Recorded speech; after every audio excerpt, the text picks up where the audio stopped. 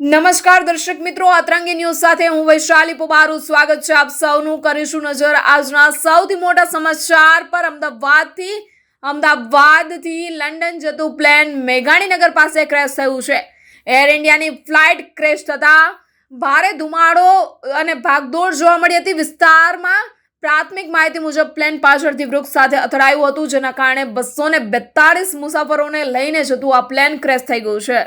Air ઇન્ડિયાની London જતી flight AI-171 આજે સવારે અમદાવાદમાંથી ટેક ઓફ કર્યા પછી માત્ર 2 મિનિટમાં જ મેઘાણીનગર વિસ્તારમાં ઘોડા કેમ્પ પાસે દુર્ઘટનાગ્રસ્ત થઈ ગઈ।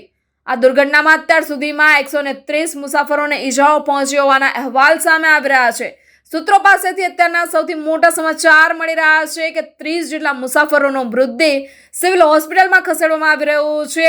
આ 30 જેટલા મુસાફરો એવા છે કે જેને કોઈ પણ પ્રકારની સારવાર આપી શકાય તેમ નથી। ઘટના બાદ આરોગ્ય મંત્રી ઋષિકેશ પટેલ હોસ્પિટલ પહોંચી ગયા છે અને તબીબી ટીમને તાત્કાલિક વધારવાની સૂચનાઓ આપી ચૂક્યા છે। ઘટના સ્થળે ફાયર બ્રિગેડ, પેરામિલિટરી અને બચાવ દળો યુદ્ધના ધોરણે કામગીરીમાં જોડાઈ ચૂક્યા છે। એરપોર્ટથી ઘટના સ્થળ સુધી ગ્રીન કોરિડોર ઊભો કરી દેવામાં આવ્યો છે।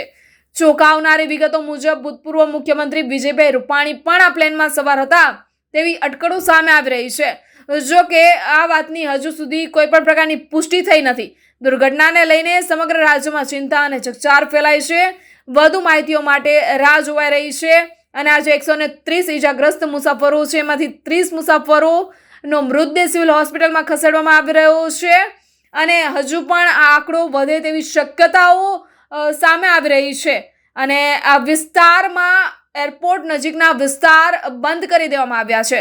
ઘણી ખરી ફ્લાઇટો પણ બંધ કરી દેવામાં આવી છે અને એર ઇન્ડિયાની લંડન જતી આ ફ્લાઇટ ક્રેશ થતાં જ ફાયર બ્રિગેડ ટીમ હાલ તો મુસાફરો જેટલા પણ બચાવી શકાય તેને બચાવવાની કામગીરીમાં લાગી ચૂક્યા છે। પરંતુ ચોંકાવનારી વિગતો એ છે કે ભૂતપૂર્વ મુખ્યમંત્રી વિજયભાઈ રૂપાણી પણ આ પ્લેનમાં સવાર હતા।